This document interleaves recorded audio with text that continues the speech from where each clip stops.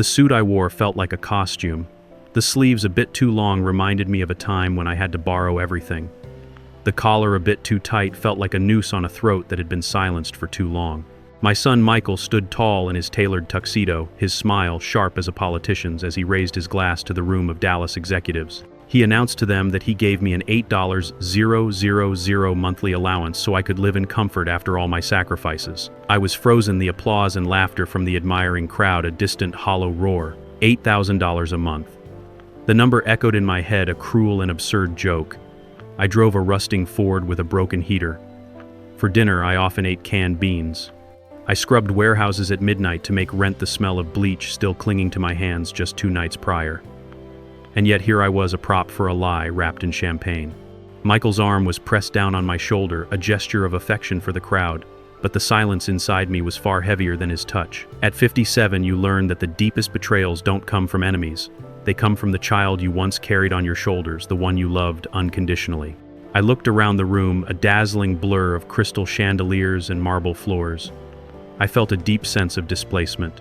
My hands, still smelling of bleach from the warehouse job I had just worked, seemed out of place among the polished shoes and designer gowns of these titans of business and oil. The jacket felt tight, a constant reminder that I didn't belong here. My name is Richard Bell. It once held some weight in my small corner of Dallas, back when I had a steady job, a home that was truly mine, and a family that looked at me with something close to respect. Now my name seemed to mean nothing more than a convenient story my son could use to polish his reputation. I looked at Michael, who stood tall, his voice carrying the confidence of a man who had learned to bend numbers and people to his advantage. When he spoke of the $8,000 allowance, he said it like a badge of honor, golden proof of his supposed generosity. In reality, what he gave me was a monthly phone call if I was lucky, and a Christmas sweater wrapped in tissue paper. What he actually gave me was the profound humiliation of being erased from his world except for moments when I could serve as a prop in his performance of generosity. Beside him, Sophia tilted her glass of champagne, her smile spreading wider.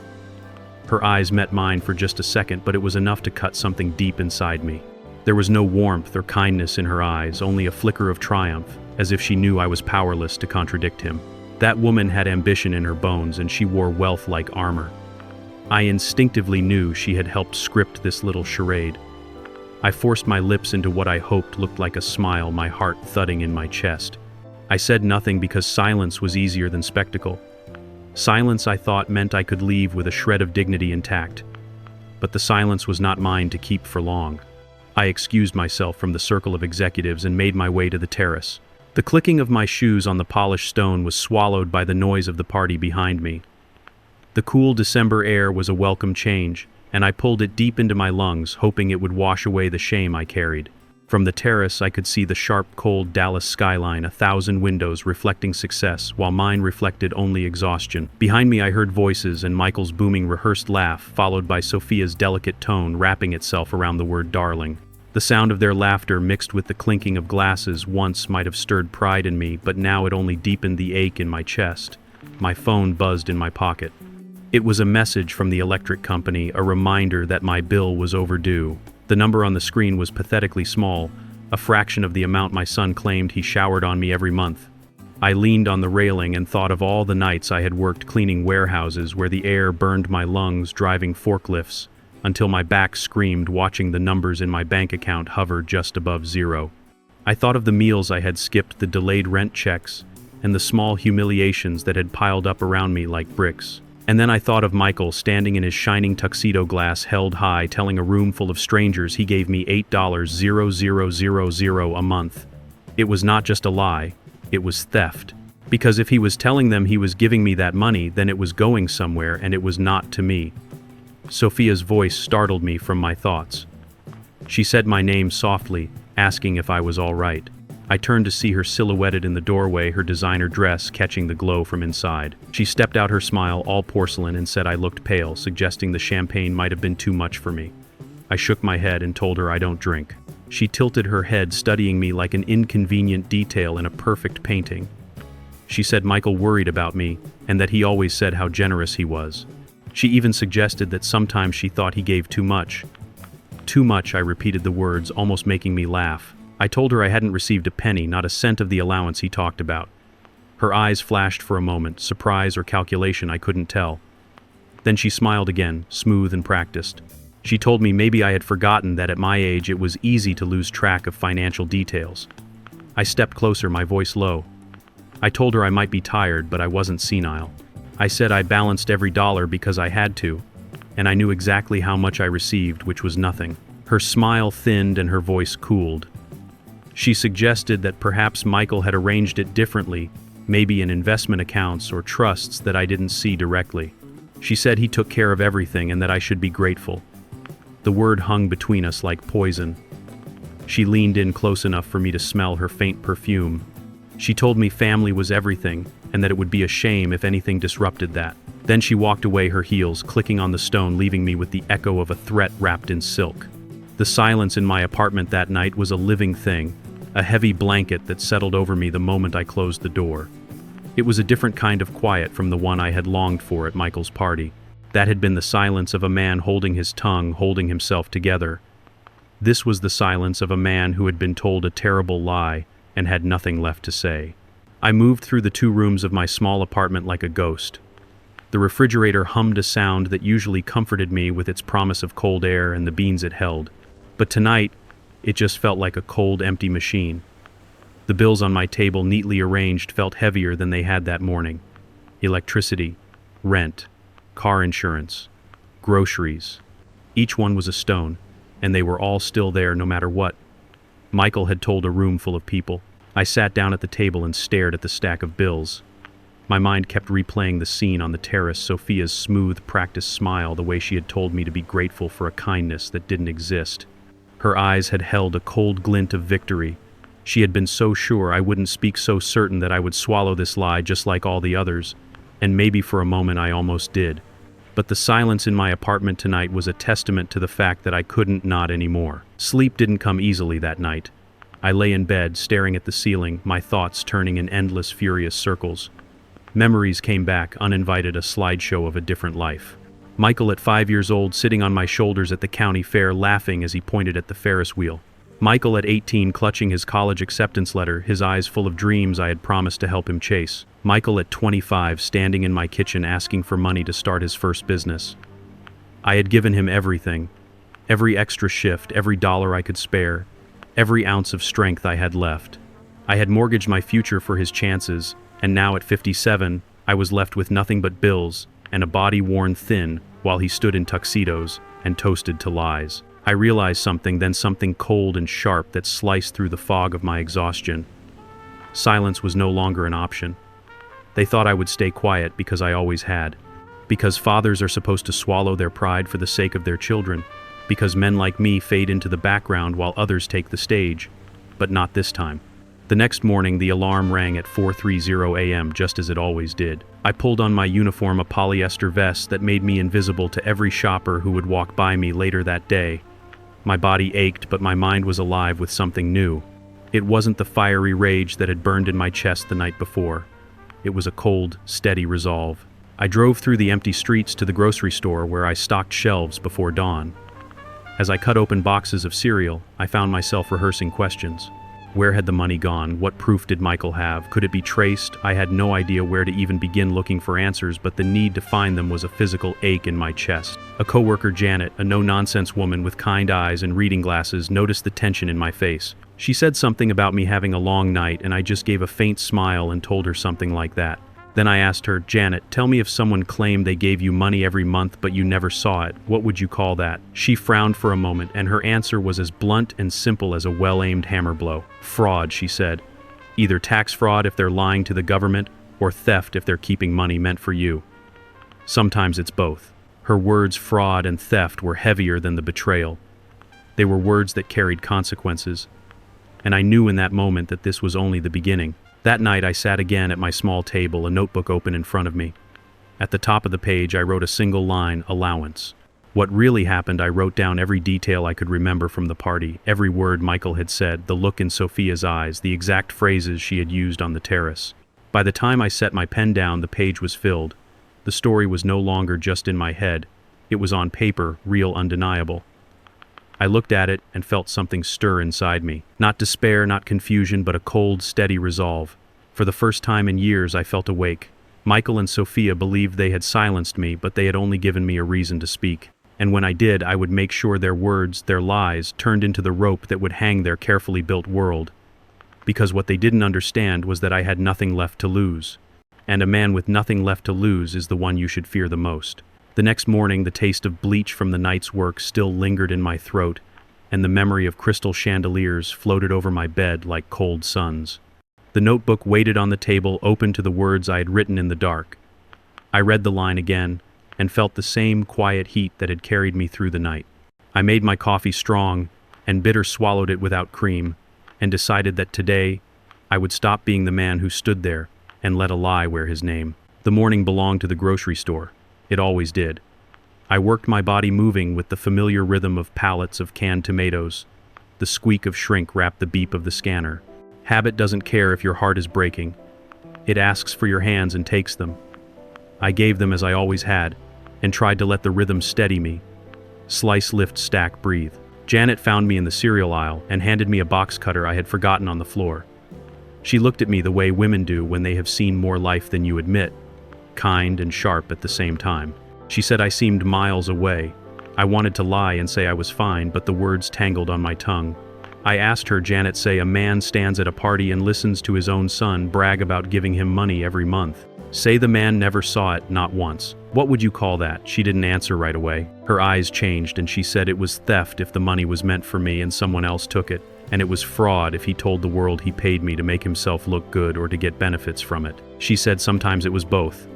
She asked me why I was asking, but I shook my head, told her there was no reason, and thanked her. She returned to her aisle, but before she left, she touched my arm and told me if I needed help sorting something. She used to do books for a small firm. She said she still knew her way around numbers. I nodded and thanked her again. When my shift ended, I didn't drive home. Instead, I turned toward the public library. I liked that place for the same reason I liked dawn. It carried its own quiet. The librarian smiled when I walked in. She had helped me once when I couldn't remember how to print a form. I took a seat in the corner where the light fell softly and opened a browser. I typed in search terms: elder financial abuse in Texas, dependent support documentation, claiming a parent without paying support. The words that came back were heavy with law. Some were difficult to understand, but all of them were clear in the way water is clear when it's very cold. If a person claims a parent as a dependent, they must provide more than half the support. If they document support that never reached the parent, that is fraud. If the parent is an older adult, the law may call it abuse. There were numbers to call. There were guides about evidence, bank records, letters, witnesses. I wrote it all down. Support with no transfer. Paper that says one thing but money that does another. Document everything. At a table nearby, a young mother read to her child about a bear who couldn't sleep. Her voice rose and fell like a small wave. I thought about Michael when he was little, the way he had pressed his head against my neck and asked me if bears were real. The memory hit me sideways, a physical ache. I breathed through it, focusing on the legal language on the screen. When I stepped outside, the air felt cooler, as if the morning had rolled over and given the day a new face. I sat in my car and stared at the steering wheel until the plan that had been forming inside me clicked into place. There were things I didn't know.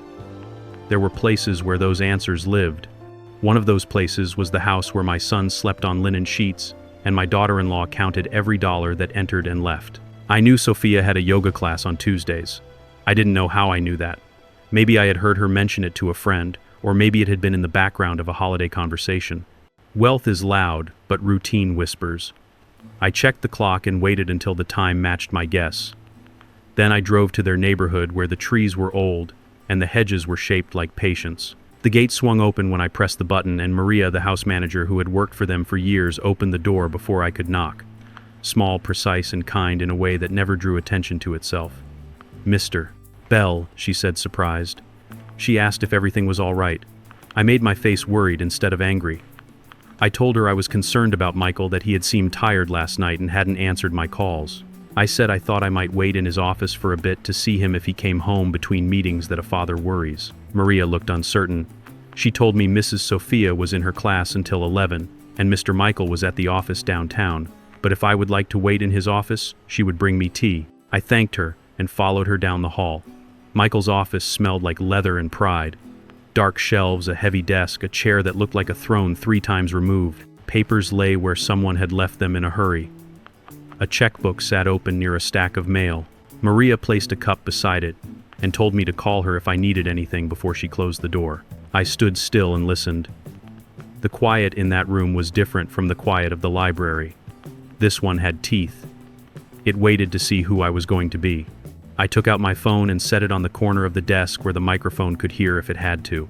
Then I began to look not fast or messy, but respectfully, even now, because I am still a father and this was still my son's home. The checkbook told a story the party had not told. Every month a check for $8,000. The name on the line was not mine. It read S. Torres, Sophia's maiden name, before she took Michael's. Beside it, other checks in smaller amounts were made out to something called ST Holdings. The dates made a neat ladder back through time. The numbers were too clean. I took photos of each page with my phone. I didn't shake. I thought I would, but instead a strange calm washed over me, the kind that visits when a thing you feared becomes a thing you can touch. In a manila folder labeled taxes, I found a letter from an accountant. The letter mentioned dependent support for the father. It spoke of record keeping and praised Michael for providing $84,000 a year. It suggested a trust called RB Care to simplify things. RB for Richard Bell. The trust did not exist. If it had, I would have known. My name is a thing I would have recognized even in my sleep. There was also a spreadsheet titled H. Bell Support Payments, a ledger of months and figures and notes. Some said paid via trust, others said consolidated. None of them said deposited to Richard. I photographed all of it. I put each paper back in the stack like a card in a deck. My phone buzzed. A message from Maria. She said Mrs. Sophia had just called and was coming home earlier than planned. 5 minutes. I eased the folder shut and wiped a smudge my finger had left on the desk. Then I sat by the window with the tea in my hands and tried to look like a father who worried about his son and not a man who had walked into a room and found proof that the story everyone had clapped for was a lie that took food from his mouth. Michael arrived first. He moved quickly the way men do when they are trying to get ahead of bad news. He said my name and asked if I was all right, saying Maria had told him I was there. I stood and hugged him. He smelled like cologne asphalt and something I couldn't name. I told him I was fine and that I couldn't reach him earlier. He smiled a little and said his phone was on silent in a meeting. He asked if everything was okay and if I needed anything. I looked at my son. I wanted to ask him why my name was in a folder about taxes when my bank account carried numbers that would make a college student blush. I wanted to show him the photos and say, "Explain this to me like I am your father and not your problem." But I didn't. My mouth formed a different sentence. I asked him, "Are you happy, Michael?" He blinked. He said that was a strange question. He sat in the big leather chair and looked past me at the lawn. He said he didn't know that there was always more to do, always something to chase. He said the business, the investments, the expectations. He glanced at the doorway as if listening for footsteps, and he said Sophia expects a lot. That last line sat between us and made a small sound. I nodded and felt a sadness that did not cancel my anger. I told him he could tell me things that I was still his father, and that meant I could hold whatever he handed me. He looked relieved for a second. Then the front door opened and Sophia's voice drifted down the hall. She entered with the kind of smile that photographs well. She said my name, saying it was a surprise and asking if I was feeling all right. I stood. I told her I was worried about Michael and wanted to check on him. She slid behind his chair and placed her hands on his shoulders. He didn't lean into them. He looked like a man waiting for a dentist to stop drilling. She told me they were fine, that everything was under control, and that Michael had arranged my finances very carefully. She said I didn't need to trouble myself with the details. I kept my face still. I told her details had a way of becoming important, especially the kind that decides whether I can pay rent. Her eyes cooled. She told me I should rest and trust the people who loved me. The sentence sounded like a lullaby and a lock. I nodded slowly. I said thank you for the tea to no one in particular and that I should be going. Michael walked me to the door. He squeezed my shoulder the way he had at the party and told me to call him if I needed anything.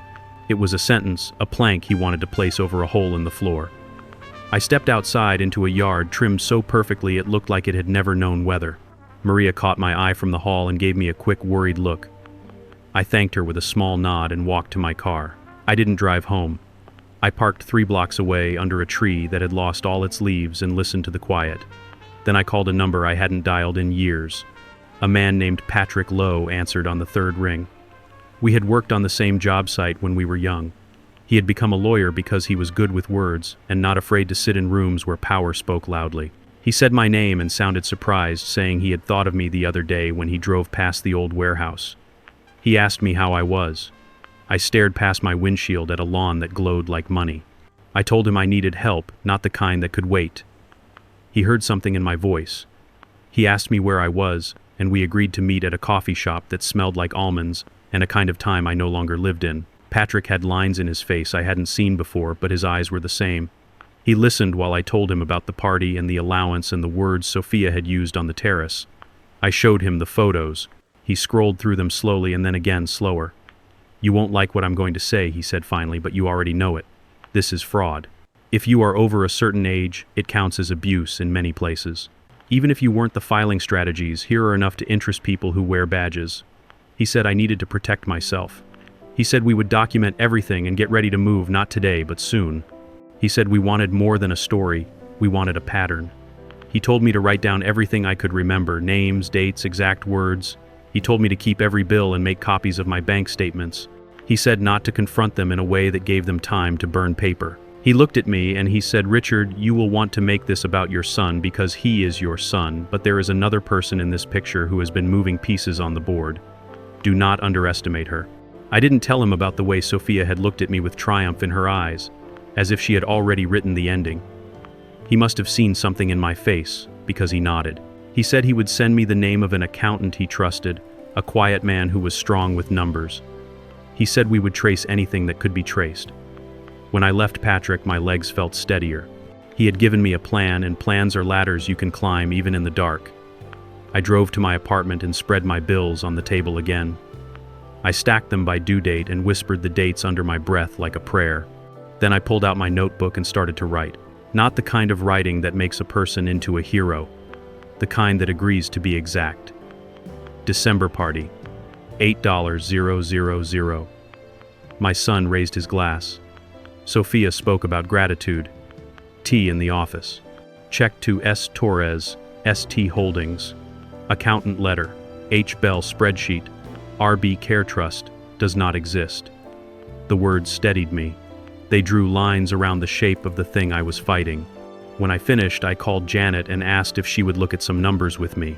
She said yes before I could even explain. The next day, we sat in the break room at the store with a bundle of statements and a cheap calculator that rattled when she pressed the keys. She wore reading glasses with red frames. I watched her eyes move as she read. After a while, she pushed the papers toward me. She said, "These show someone living on almost nothing. If anyone claims they give you $84,000 a year, I don't see it. If I had to guess, the money is being routed anywhere but here. Can it be followed? If we had access to their accounts, yes. Without that, we need leaks." She said people talk when they think no one is listening. People also leave paper trails when they believe no one will ever look. She said I should think about who might care enough to tell the truth. A house manager, an assistant. Someone whose job depends on noticing things that rich people do not. I thanked her and brought her coffee to show her I meant it. She smiled and patted my hand. I went back to work with a head that felt full and clear. At dusk, the warehouse called my name again. The industrial lights hummed overhead. The mop bucket sloshed as I pushed it along the corridor. I had been cleaning that building for months. I knew the habits of the tenants. The 7th floor contained a firm whose brochure I had seen in a waiting room, once elder law and advocacy. The name on the glass door said Blackwood. I emptied their trash and thought about knocking on their door in the morning as a client instead of a janitor. The idea felt bold and dangerous in a way that made me smile. On my way home, I stopped at a pay-as-you-go phone store and bought a small recorder that fit in my pocket and looked like a key fob. Texas is a place where one person can record a conversation without telling the other. I had learned that at the library. I wanted to remember exactly how my son spoke to me when I asked for the truth. Not because I expected him to confess, but because I wanted to hold his words up to the light later and see what they revealed.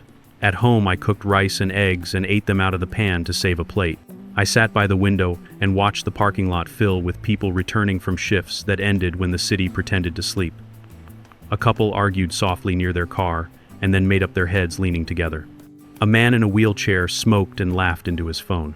Life happened in small apartments the way it did in mansions. The difference sat in the bank.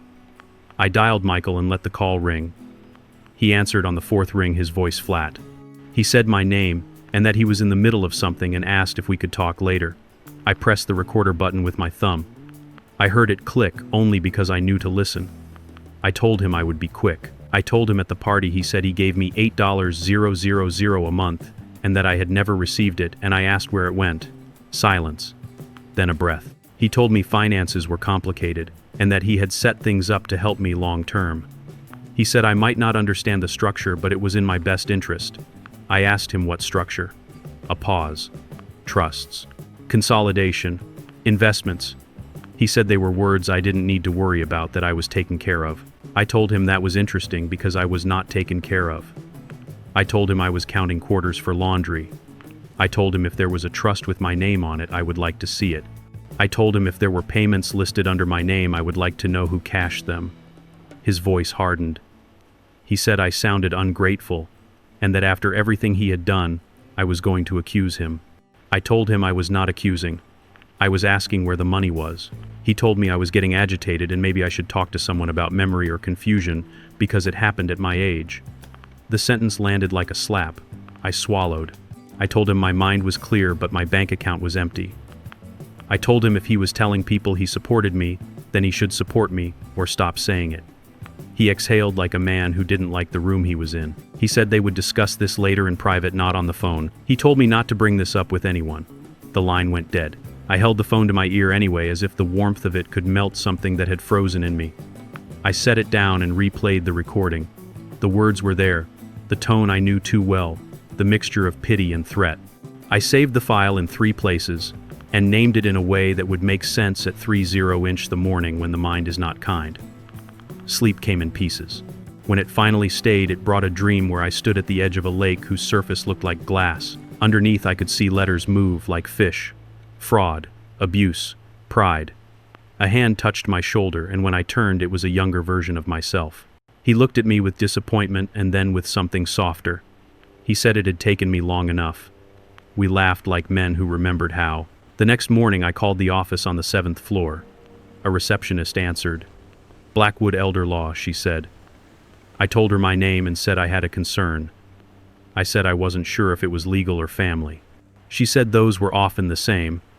She scheduled an appointment for 2 days later. I spent the time making a list of possible allies. Janet the librarian, Patrick, maybe even Maria, if she was willing to speak. I rehearsed what I would say to each. I practiced keeping my voice calm even when I wanted to shout. Calm is a bridge, rage is a storm. Storms don't always move a man from one side to the other. On the day of the appointment, I wore the same suit I had worn to the party. The sleeves still too long because that is what I had. The receptionist led me to an office that smelled like paper and plants. The woman behind the desk introduced herself as Patricia. She had the steady face of someone who has heard stories that would break a softer listener. She told me to tell her what happened. I told her. I didn't try to make it pretty. I didn't make myself noble. I said I had been a father who gave too much and asked too little. I said my son had learned to use that. I placed the photos on her desk and slid the recorder toward her. She listened without interrupting. When I finished, she folded her hands and looked at me the way a builder looks at a wall before he begins. She said, "This is strong. Not because of one thing, but because of the shape the pieces make together. The checks to Sophia under her maiden name, the accountant's letter, the spreadsheet that mislabels, transfers the absence of deposits to you, the recorded call where your son tries to dismiss you as confused. If we want to push, we can. We will do it wisely." She said that meant they would gather more and not give them time to destroy what we needed. She asked if I could keep going. I told her I could. I said I had been doing harder things for fewer reasons. She smiled. Good. She told me to begin with copies of everything I had and keep a log of every call. She said if I could get someone inside the house to testify about the checks, it would be even better. She said she would prepare letters, and that if we needed to move suddenly, we would be ready. When I stepped back into the afternoon, the sun felt different, warmer, though the temperature hadn't changed. People moved past me on the sidewalk, carrying cups and briefcases and small joys I couldn't see. I climbed into my Ford and turned the key. The engine coughed. I patted the dashboard like an old friend. On the way home, I stopped at a secondhand store and bought a jacket that fit a little better. The cashier told me it looked sharp. I told her thank you and meant it. In the parking lot, I sat for a moment and let myself feel something I hadn't allowed in a while: pride. Not the kind that brags in ballrooms, but the kind that sits with a man and says, "You did not let them turn you into a ghost." Back in my apartment, I opened the notebook again. I added new lines. Library research. Call with Michael recorded. Appointment with Patricia. Proof plan. Underneath, I wrote a sentence that had carried me through long nights on wet floors. Keep going. I washed my hands and watched the water run gray and then clear. I made a sandwich and ate it while the late afternoon slid toward evening. The phone buzzed. A message from an unknown number. The words were short. We need to talk. Stop posting lies. It didn't include a name. It didn't have to. I didn't answer. I turned the phone face down and listened to the quiet. I thought about the terrace and the way Sophia had leaned in and told me to be grateful. I thought about Michael's hand on my shoulder and the weight of it. I thought about Maria and the quick worry in her eyes. I thought about Janet with her red glasses and the way she had said leaks. People talk when they think no one is listening. The next morning, I drove back to that neighborhood with the shaped hedges. I didn't go to the front door. I waited around the corner and watched for the car I knew Sophia drove to her class. When it passed, I counted to 200 and walked to the gate. It opened.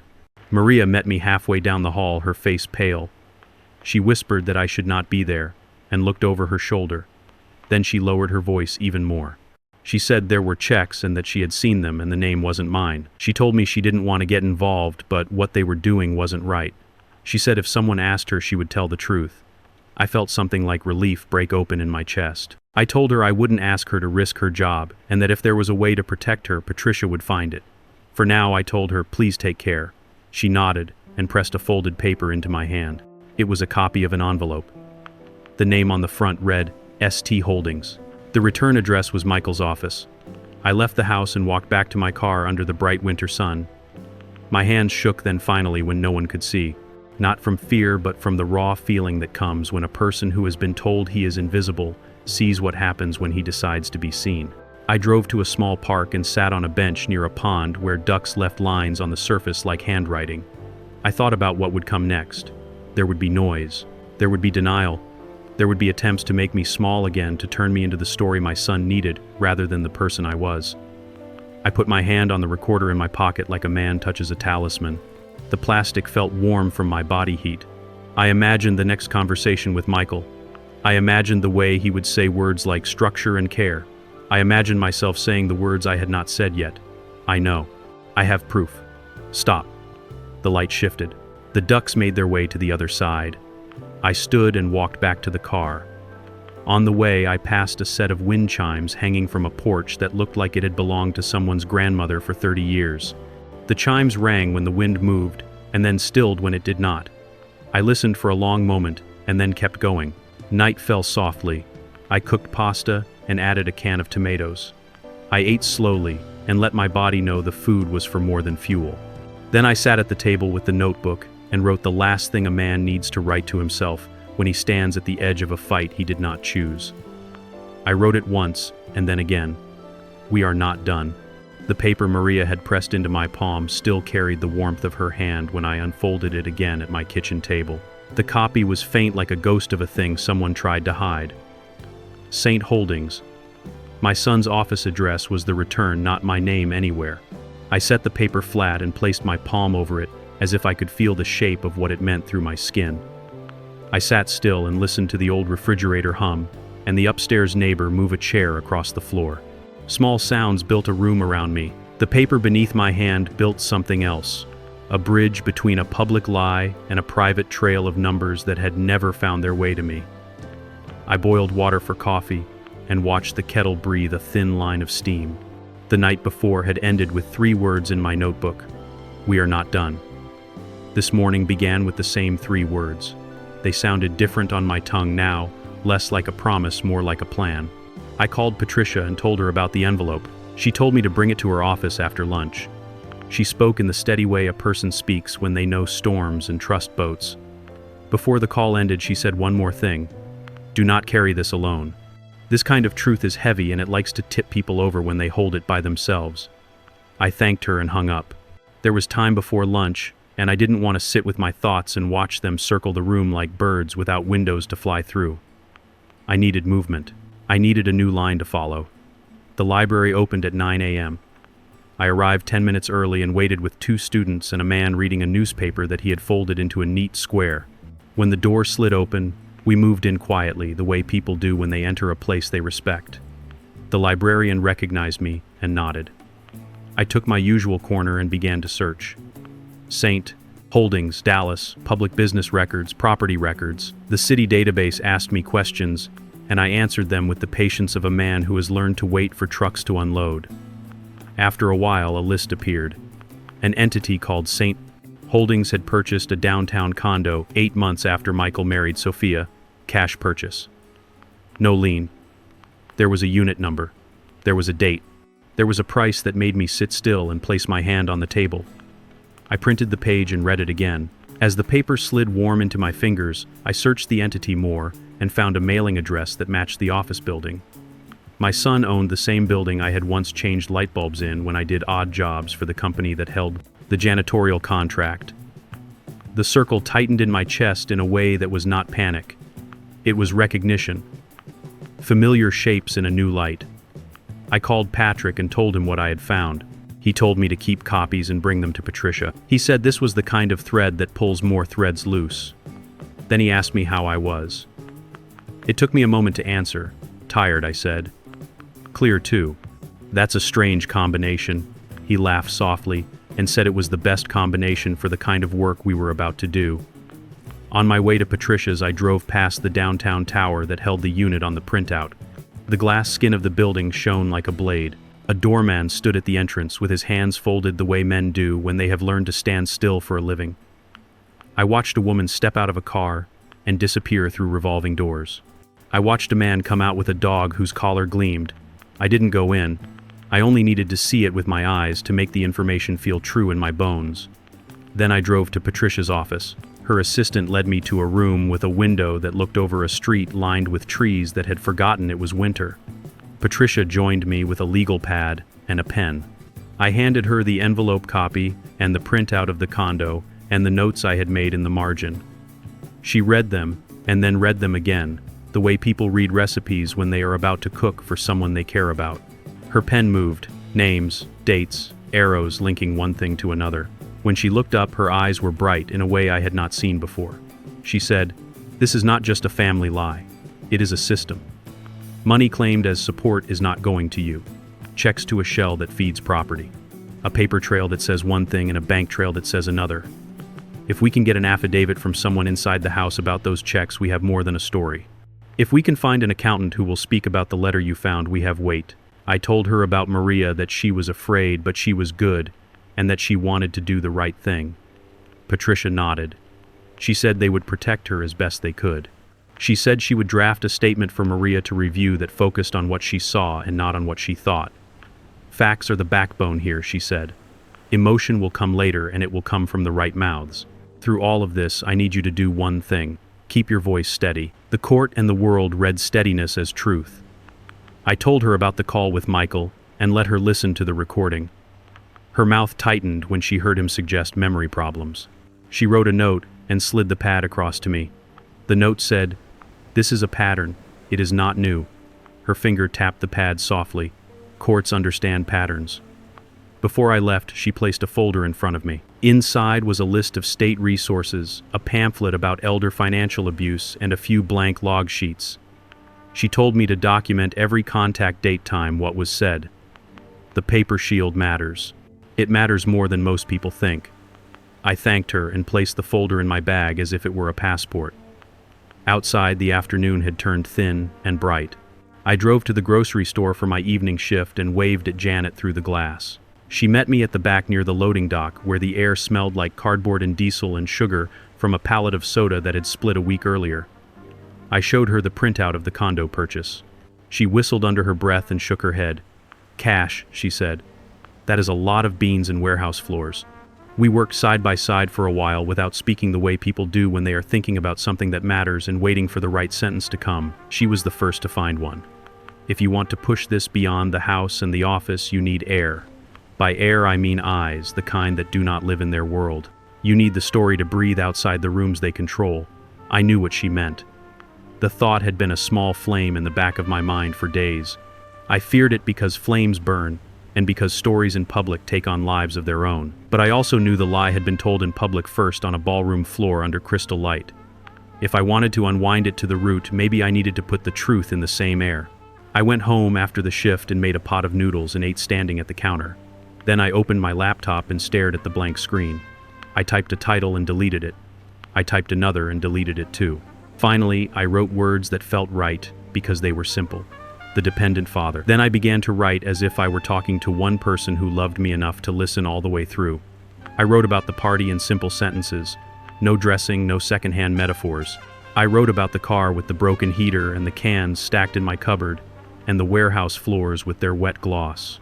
I wrote that my son told a room full of men he gave me $8,000 a month, and that my bank account told me otherwise. I wrote about the terrace and Sophia's voice and her soft threat wrapped in silk. I did not name them. I did not need to. The truth did not require their names to be heavy. I ended with a question. If your child says he gives you money and your life says he does not, who do you believe? And if the world claps for him while you count coins for laundry, what do you do next? I read it aloud, the way a person reads a letter they are about to mail and cannot take back. The words felt like mine even once they left my mouth. I created a new account on a platform I had not used before and posted the letter.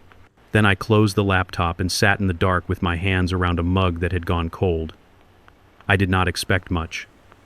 Most things a man like me does in the night stay there. In the morning there were messages, dozens, then hundreds. Strangers wrote to say they had stood in rooms where someone else held the mic and spoke their life like a lie. Older men and women wrote to say they had been claimed as dependent without receiving a dime. Some stories were small in dollars and large in hurt. Some were large in both. I read until my eyes burned and my chest ached. I replied to a few, then more. Thank you. I see you. I believe you. Those words have a weight that money cannot match. By noon, a local page that thrives on stories of the city had shared the post. By evening, a reporter had sent a polite note asking if I would speak on background. I did not answer. Not yet.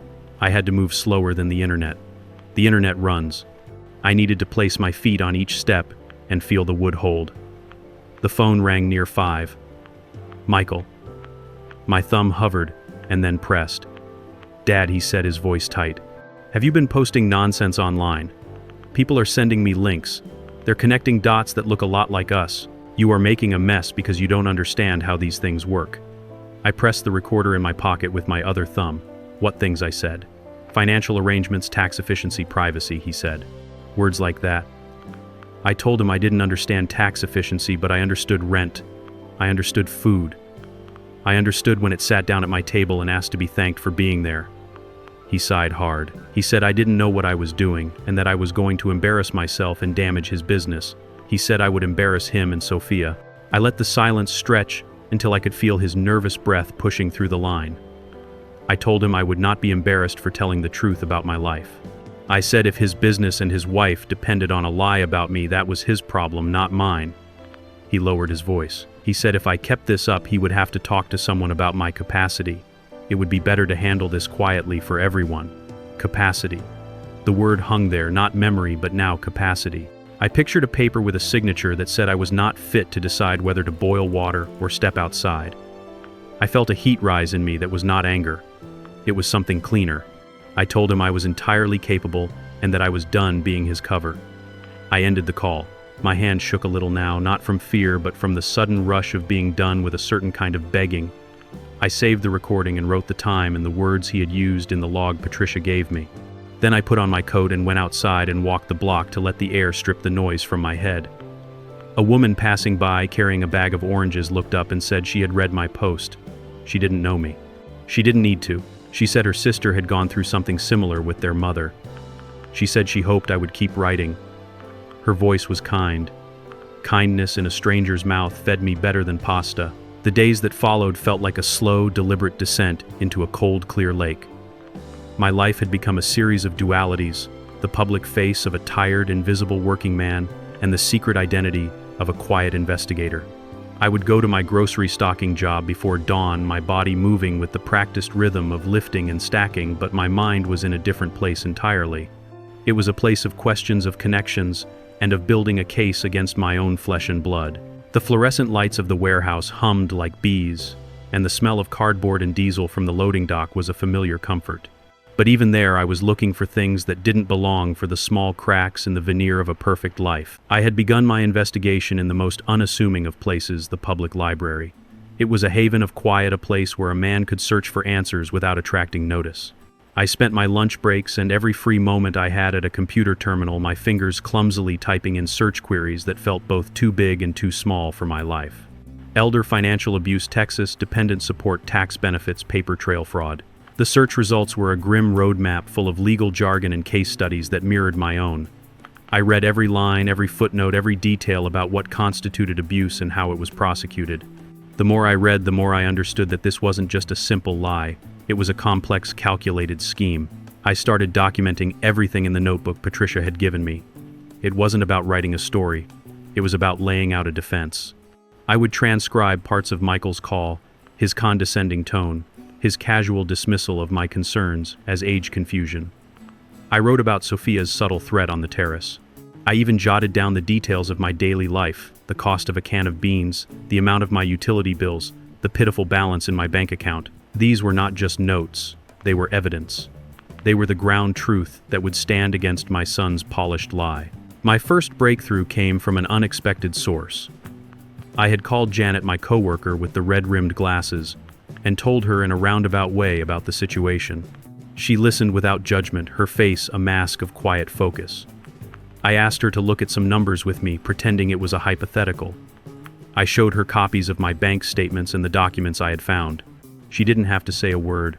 Her eyes, sharp as a seasoned accountant's, told me everything I needed to know.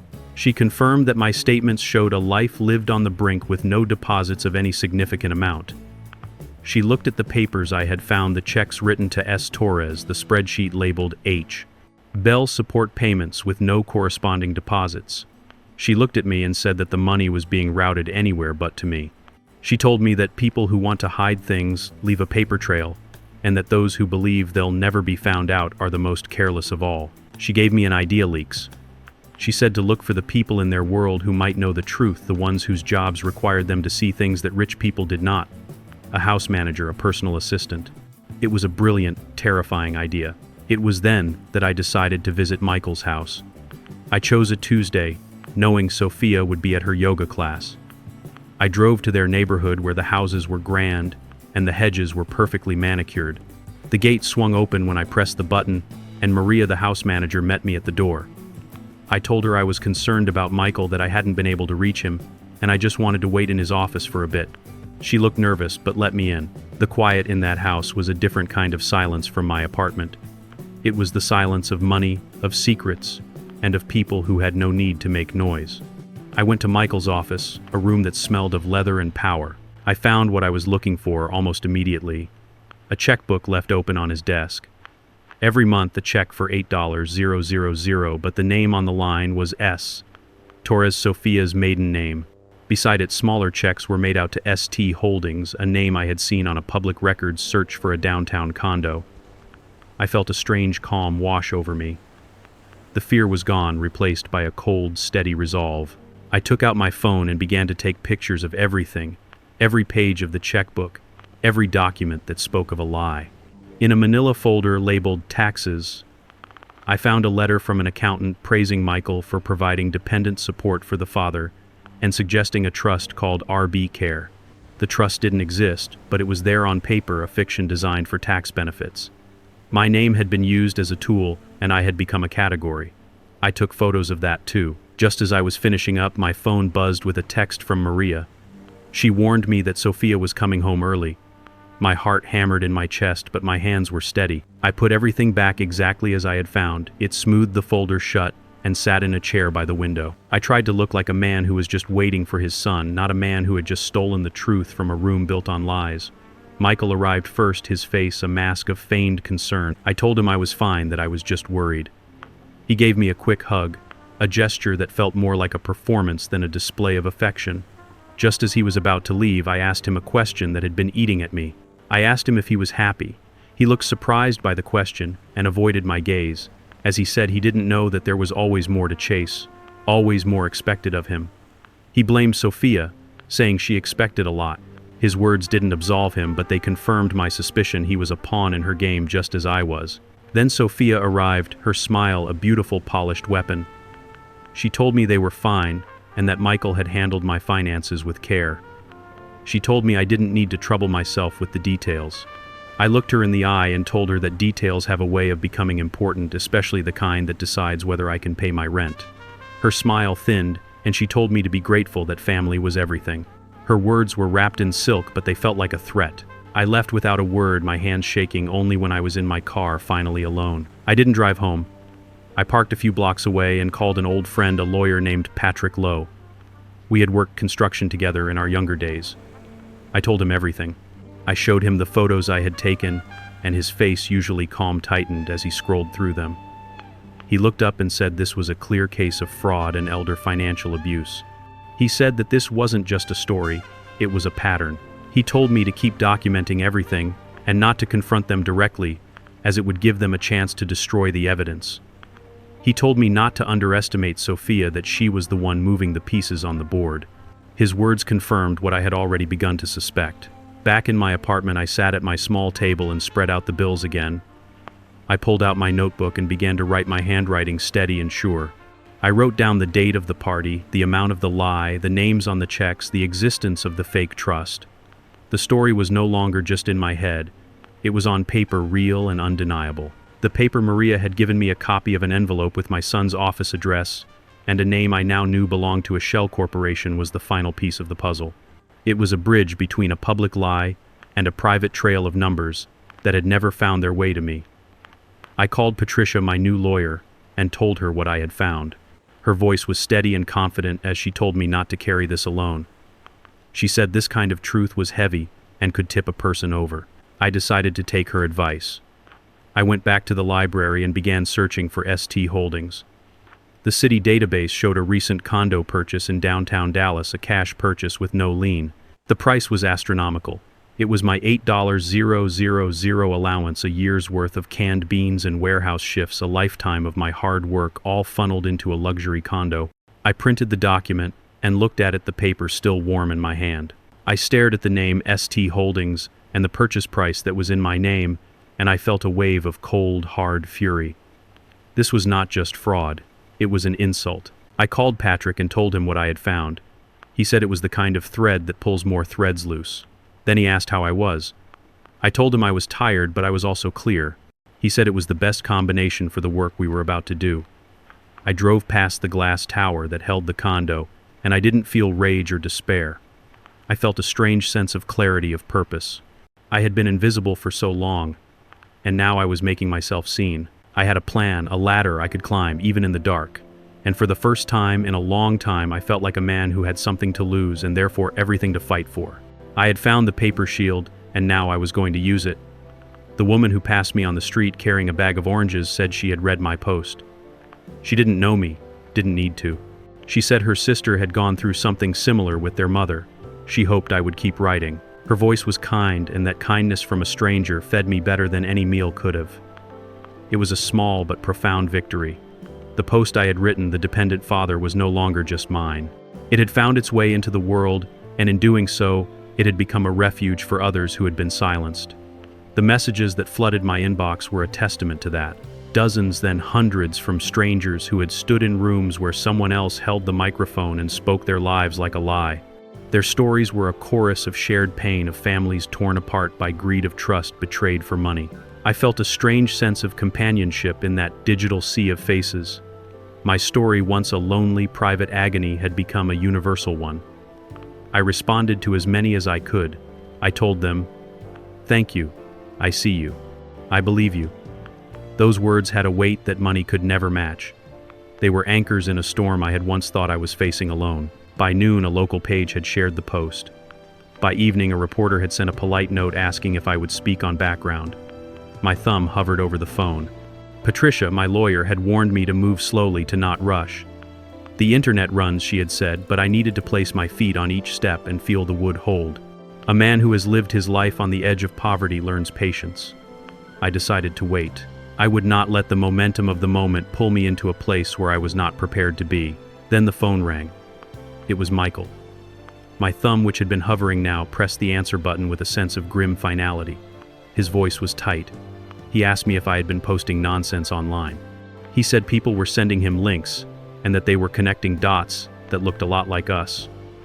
He told me I was making a mess because I didn't understand how these things worked. I felt a cold heat rise in me that was not anger. It was something cleaner. I pressed the recorder button in my pocket with my other thumb. I asked him what he meant by these things. He spoke of financial arrangements, tax efficiency, and privacy. I told him I didn't understand tax efficiency, but I understood rent. I understood food. I understood when it sat down at my table and asked to be thanked for being there. He sighed hard, his frustration evident even over the phone. He told me I didn't know what I was doing, that I was going to embarrass myself and damage his business, and that I would embarrass him and Sophia. I let the silence stretch until I could feel his nervous breath on the line. I told him I would not be embarrassed for telling the truth about my life. I said if his business and his wife depended on a lie about me, that was his problem, not mine. He lowered his voice, the steel underneath the silk suddenly visible. He said if I kept this up, he would have to talk to someone about my capacity. It would be better, he said, to handle this quietly. Capacity. The word hung in the air like a slap. Not memory or confusion this time, but capacity. He was suggesting that I was not fit to make my own decisions, that I was a child who needed to be managed. I pictured a paper with a signature that said I was not fit to decide whether to boil water or step outside. I felt a heat rise in me, something cleaner than anger. It was the feeling of a man who had been pushed past his breaking point and had finally found his footing. I told him I was entirely capable and that I was done being his cover. I ended the call. My hand shook a little now, not from fear, but from the sudden intoxicating rush of being done with a certain kind of begging. I saved the recording and wrote the time and the words he had used in the log Patricia had given me. Each line was a small anchor driven into the ground as the water rose around me. Later that afternoon, a note was slid under my door. It was typed and printed, not a name on it, only a stark warning to stop if I cared about peace. It said I didn't know everything, and that families only survived when their weak parts stayed quiet. I held the paper in my hand until the heat of my skin traveled through it, and then I slid it into a clear plastic sleeve. It belonged with the other papers, with the checks, the letters, and the log of my conversations. It was a new piece of a puzzle I was determined to solve. The next day, Patricia called. She said my post was moving, and that it was also useful. She said people cared when they could see a face that was not just a case.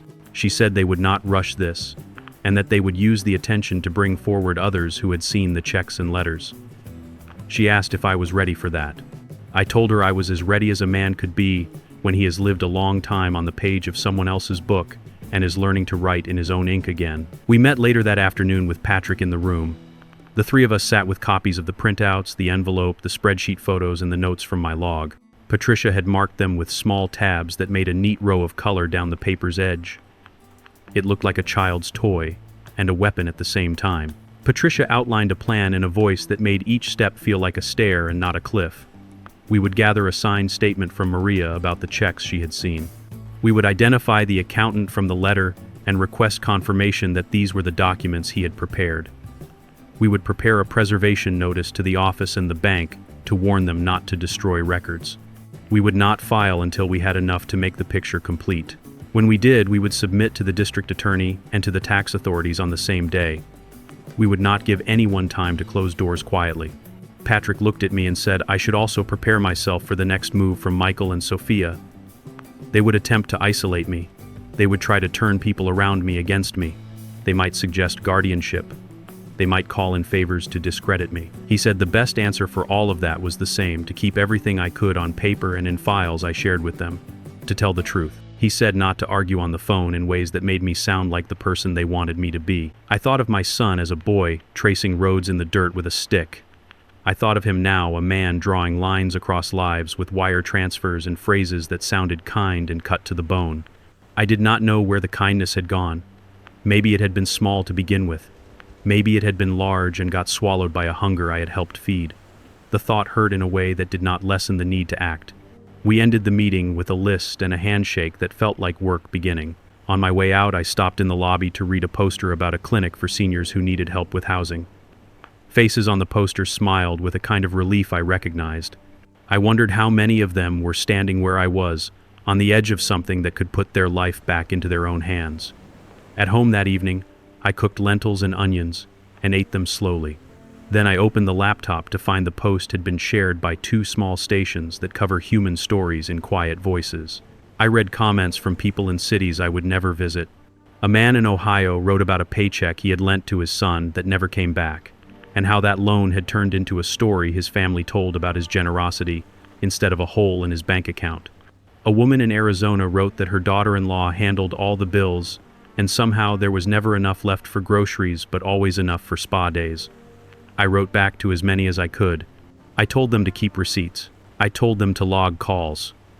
I told them their voice mattered even if it shook. Near midnight, the apartment settled into its sounds. Someone upstairs laughed. A bus sighed on the street and moved on. I closed the laptop and was about to turn off the lamp when the phone lit up again. An unknown number. I nearly let it go to voicemail, then answered. The voice on the line was low and careful. A man named Alan. He said he used to work for my son, and that he thought he had something I needed to see. He sounded tired in a way that made me trust him more than if he had sounded sure. We agreed to meet in a coffee shop near a bus stop where no one would look twice at either of us. I wrote the time in the log and slept with my clothes laid out on the chair at the foot of my bed. The morning held a thin rain that did not bother with thunder. I walked to the shop with my hood up and my breath visible. Alan was early. He was younger than I had expected and carried a folder that looked too heavy for its size. He ordered tea, and I ordered black coffee, and we sat at a table near the window. He had been a junior accountant at Michael's firm. He had left 2 months earlier after being asked to move numbers in a way that made his training hurt. He said he had kept copies of emails that mentioned a trust with my initials and instructions for how to label transfers to make them look like support. He slid the folder across the table. The top page was an email from a senior manager to my son. It referenced dependent support alignment and mentioned ST Holdings in a parenthetical that I could not unsee once I had seen it. Another email contained a list of payments labeled H support, routed through an internal account that had no connection to me. My name was in these documents the way paint is in a room someone intends to sell. It made everything look warmer without warming anything. I asked Alan why he had reached out. He looked at his cup. He said he had a grandmother who had cleaned houses for years and counted tips on a small kitchen table like it was church. He said if someone did to her what he thought my son and his wife were doing to me, he would want someone to help her. He looked up and then looked back down. He said he needed to sleep, that he hadn't been sleeping. We sat in the quiet that follows a person telling you who they really are. I told him I understood and that I would keep his name safe as long as I could. I left with the folder under my coat held close to my chest, not because I feared the rain, but because I was carrying something that could change the way my son told the story of himself to a world that had clapped at his words and not looked at his mother's hands. I took the folder straight to Patricia. She read fast and then slow. She looked like a person who had been handed a key to a room she knew existed but had not yet seen. She made copies and placed the originals in a sleeve that sealed with a sound that satisfied me. Then she smiled at me in a way that felt like the first warm day of early spring. She said, "We are moving. They will feel it." When I stepped outside, the rain had stopped. The air smelled washed. I stood on the sidewalk and closed my eyes for a moment. People passed around me with bags and phones and plans. A bus sighed again and then went quiet. Somewhere a church bell rang the hour. On my way home, I drove past the country club where the lie had been born in public. The gate stood open for a delivery truck. I slowed and looked through the iron at the lawn and the lights in the room where my son had held a glass to the light and told the world a story that made him shine. I did not feel rage as I had expected. I felt something steadier and more useful. I felt ready. The morning after the dinner at the country club, the sun slid through the blinds in lines so sharp it felt like the world was cutting me into sections. I had slept little, but not out of fear. It was the sort of wakefulness that comes when your body knows something irreversible has already begun. Coffee steamed in my chipped mug, and for the first time in years I let it cool without rushing. My hands were steady.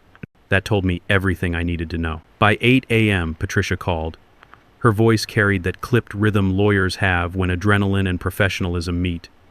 She said the videos from last night were already moving online. Guests had posted fragments. Some were only a few seconds long, but enough to show my face and my words about checks that never reached me. She told me local reporters were calling her office asking for statements. She asked if I felt ready. Ready is a strange word. When a man spends decades working graveyard shifts to keep lights on for someone else, he is always ready in a way, and never ready in another. I told her I was not afraid. That seemed to settle her. She told me Jennifer at the DA's office had moved our meeting up to that afternoon. I walked to the library that morning with my folder under my arm. People passed me with the distracted pace of city life, but I noticed something different. Two men near the bus stopped talking when I passed. A woman with a grocery bag looked at me twice as though she recognized a shape she had only seen on a screen. I realized the invisible man had begun to cast a shadow again. At the library computer I searched my own name. The blog posts had grown legs. Forums repeated them. A Dallas business gossip column had already connected the initials ST to Sophia Torres Bell. Some comments defended Michael. Others called it elder financial abuse. Reading strangers weigh your life is like hearing your own story in a language you barely understand. It is yours and not yours at the same time. By noon I closed the computer and walked to the courthouse. The glass front reflected the sky like a polished blade. Inside, Patricia and Jennifer waited in a small room that smelled of paper and coffee that had sat too long. Jennifer shook my hand firmly and said she had been impressed by my calmness in the videos. She said that composure would matter later when people tried to paint me as confused. She asked me to tell the story again from the beginning. I started with the Christmas party and carried it through the late nights in the warehouse. The blog post. The discovery of checks to S. Torres. Patricia occasionally added a detail from the photographs we had collected. Jennifer listened without interrupting except to clarify dates. Her pen moved quickly. When I finished, she leaned back and folded her hands. She said the evidence pointed to multiple charges: tax fraud, elder financial abuse, possibly money laundering, if they traced company funds into personal accounts. She asked if I understood that this might mean my son could face prison. I told her I understood. She asked if I was prepared for the defense to attack me personally, to call me senile, bitter, manipulative. I told her I had already lived through worse attacks delivered in silence while working 3 jobs. This time I had truth on my side. Jennifer nodded slowly and said her office would move forward with search warrants. She asked me to remain cautious. Do not engage with reporters yet. Do not speak with Michael or Sophia. Let the process breathe.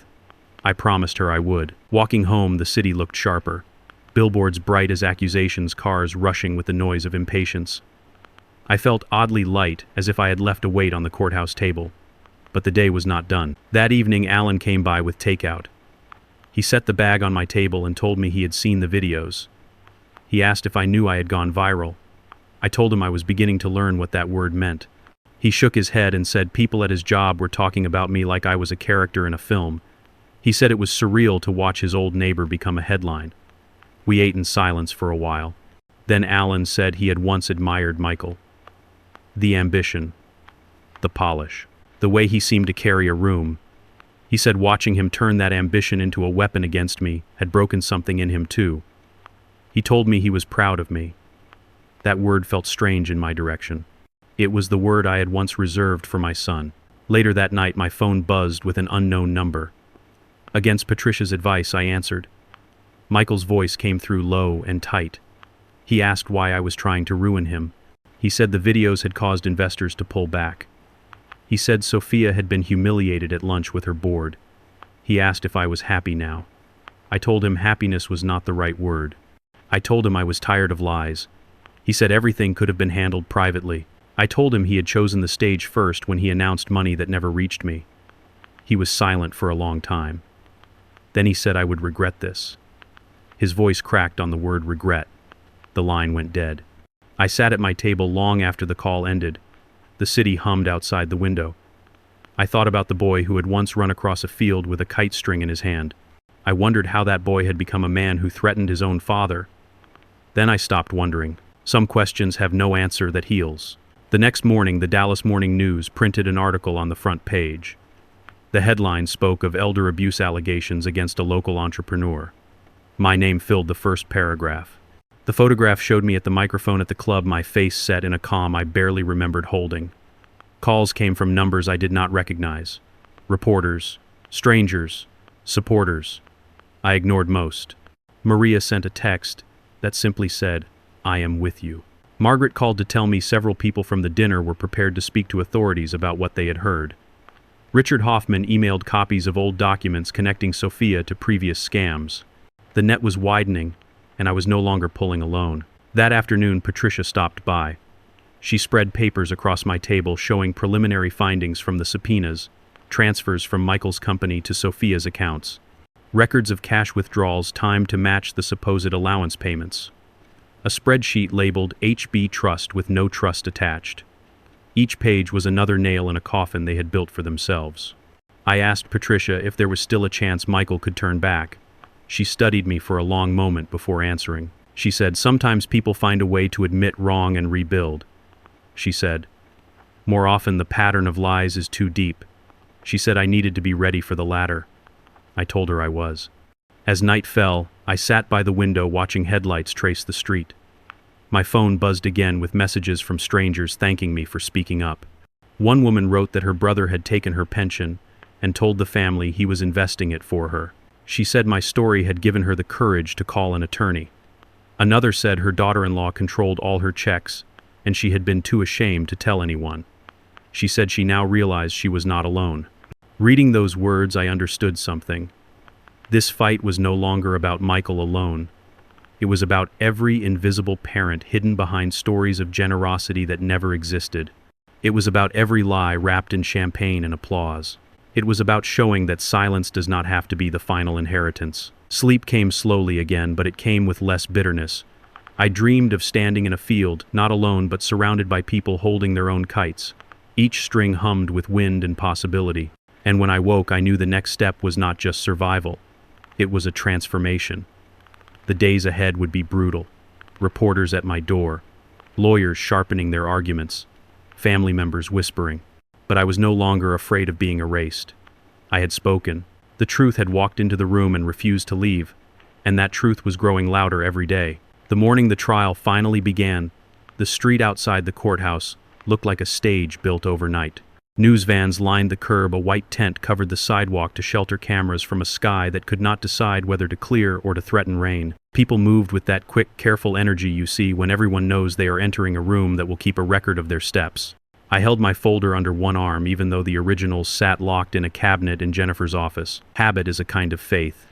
I still needed the weight. Patricia met me at the corner and walked me through the side entrance. Her hand rested against my elbow just enough to remind me that I was not alone.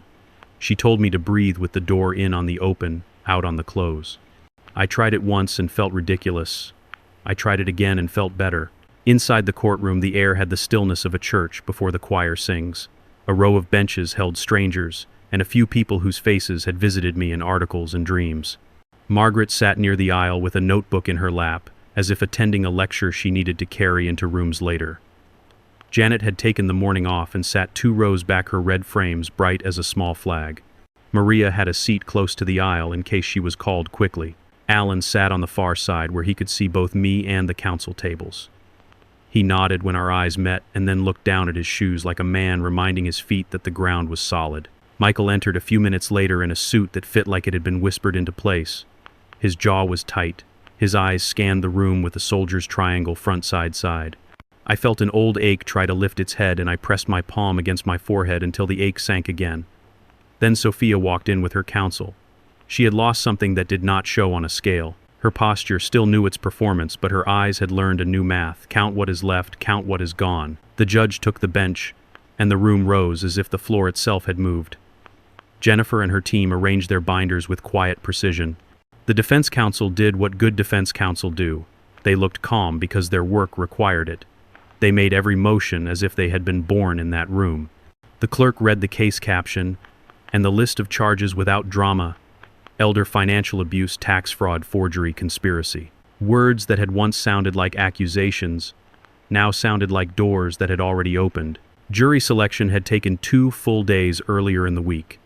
12 people and 2 alternates now sat with expressions that kept everything inside. I tried not to measure them beyond their stillness. It was not my job to place my hope on their faces. My job was to speak when asked, and to hold the line when silence served the truth better than speech did. The opening statements began, and the room shifted from quiet to attention. Jennifer spoke first. She did not raise her voice. She told the jury they would see paper and hear recordings and watch the path of money as it moved through accounts like water through a well-planned set of channels. She told them the story would be about family, but the verdict would be about law. She used the word dignity when she spoke of elders, and I felt my throat tighten. She ended by saying the evidence would show that the defendants had used a parent's name as a tool, and then used that tool to pry open accounts that did not belong to them. Michael's counsel spoke next. He told the jury they would learn that families have complex arrangements. He told them business owners depend on advisors, and that mistakes can look like crimes when taken out of context. He told them they would see a father who had misremembered and a son who had tried to do right in a complicated world. He did not use the word love, but he used words that were hoped to sound like it. Sophia's counsel stood last and traveled a narrow road. He said his client had handled errands and tasks at her husband's request. He said she had relied on professionals. He said she had been dragged into a fight between a father and son. He said the government had drawn a target around a marriage because the father had become loud. The first witnesses taught the jury how to read documents. A banker explained signatures and stamps and the process for approving transfers. The surveillance footage from the branch where my false signature had been used played on a small screen rolled to the front. The video did not show me. It showed Sophia walking out with a folder. It showed a man who did not work for that branch, using a stamp later found to be faulty. The jury did not change expression, but a few of them leaned a quarter-inch forward. Attention works like gravity. It moves without sound. The forensic accountant followed and laid down charts that made mathematics feel like a language even people who avoided math could understand. Money left Michael's business accounts and entered a personal account. From there it traveled to the condo holding company we had already named. From there it traveled to vendors and to cash withdrawals timed to match the mythical allowance. Every line had a date. Every date had a document. Every document had a signature that either existed in reality or arrived from a crooked hand that did not know how I lifted my pen on the last letter of my name. Midday brought a break. The hallway outside the courtroom felt like a tunnel that wanted to hold whispers more than footsteps. Margaret handed me a small bag of almonds like a conspirator passing a secret. Janet squeezed my forearm and said one word that was worth a speech proud. I wanted to say do not be. I am only doing what any person should. Instead I said thank you, because refusing a gift does not make the world more honest. Back in the room, the prosecution called Maria. She walked to the stand with the walk of a woman who has practiced courage in an empty kitchen and then decided to bring it out into the street. She took the oath and held her hands still in her lap. Jennifer asked her to describe what she had seen. Maria spoke of checks written monthly to S. Torres of invoices routed through the holding company of the afternoon I had sat in the office and the text she had sent to warn me that Sophia was near. The defense tried to rattle her by asking about her job security and her feelings towards Sophia. Maria kept her voice level. She said she needed her job, and she had told the truth. She said necessity did not make the truth smaller. Alan followed. He described the emails he had printed and how he had found them without breaking the law. He described his departure from the company and why he had decided to help. The defense attempted to paint him as a disgruntled former employee. He did not fight the label. He said he was disgruntled by theft and by the use of a father to hide it. He looked calm in a way that made his words heavier. Then came a twist that opened a different door. Sophia had agreed to testify. Her counsel led her through a gentle garden of questions about errands and obligations and the pressure of public life. Then Jennifer stood and the garden closed. She asked where the idea for the HB Trust had begun. Sophia swallowed and said it had come up in conversation with the accountant. Jennifer asked whether the spreadsheet titled HB Support had been created to mirror reality or to manufacture it. Sophia stared at the table and said, "We thought it would help with planning." Jennifer pressed again. Help who Sophia finally said the quiet part aloud. It helped us. Her voice was barely more than a breath. The jury watched her without blinking. Jennifer asked about the surveillance footage. She asked about the bank branch. She asked who had brought the wrong notary stamp into the room. Sophia named a contractor who had since disappeared. Jennifer asked who had sent the text messages that used the phrase, "Your dad is finally useful." Sophia admitted the messages were hers. She said she had been angry that day. She said she had not meant harm. The words reflected the record instead. When I took the stand, the room seemed to exhale and then hold its breath again. Patricia had practiced with me for hours to make sure my sentences walked on their own feet.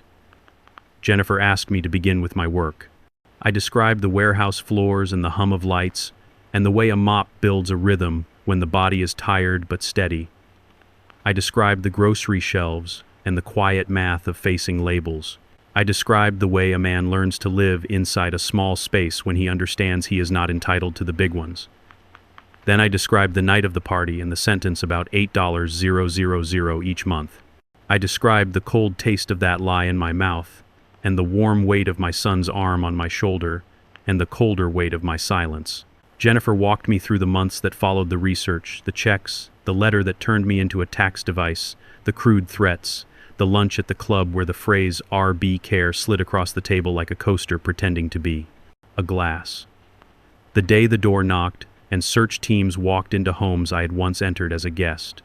The morning my son leaned his forehead against my door and asked me to lie for him. The jury did not shift. They did not have to. My own voice told me where the shifts were. Then the defense stood and tried to fold me into a different shape. They asked if I had ever accepted money from my son. I said yes on holidays and birthdays. They asked whether I held resentment. I said I held facts. They asked whether I might be confusing details. I said my memory could forget where I parked in a busy lot, but it did not invent bank statements or signatures. They asked whether I wanted my son in prison. I said I wanted truth to have a room in this city, and for people to stop using love as a mask for theft. Silence followed, and then the judge called for a break because even truth needs water. Closing arguments arrived at last, like the last pages of a long book you do not want to end and need to end. Jennifer reminded the jury that the case was not about bitterness, but about a pattern of deception. She pointed at exhibits without looking away from the jurors. She said, "A person can claim care in a room full of applause. The bank will still tell you the truth." Michael's counsel spoke of confusion and of advice gone wrong. He tried to strip intent from action and leave the skeleton of a mistake. Sophia's counsel aimed for a small island and asked that she be seen as a follower who found herself ankle-deep in a sea that rose too fast. The judge instructed the jury. The jury left. Waiting for a verdict has a texture. It feels like sitting at the edge of a lake just before the wind changes. You do not know whether the surface will stay glass or begin to shiver. Hours passed. We tried to read the faces of clerks who had learned to be unreadable. I stood again. Patricia reminded me to breathe with the door. In on the open, out on the close. I did, and it helped. When the buzzer sounded, we filed back in. The jury took their seats with faces that told nothing. The clerk stood and asked the foreperson for the verdicts. Guilty of elder financial abuse. Guilty on forgery. Guilty on tax fraud. Guilty on conspiracy. Each word landed like a chair finding the floor. My body felt both heavier and lighter. Heavier with the weight of years named out loud, lighter with the knowledge that I had not imagined any of it. Michael stared straight ahead. He did not look at me. Sophia held a tissue in a hand that did not shake. The judge thanked the jury and set dates for sentencing. The room began to rustle into motion.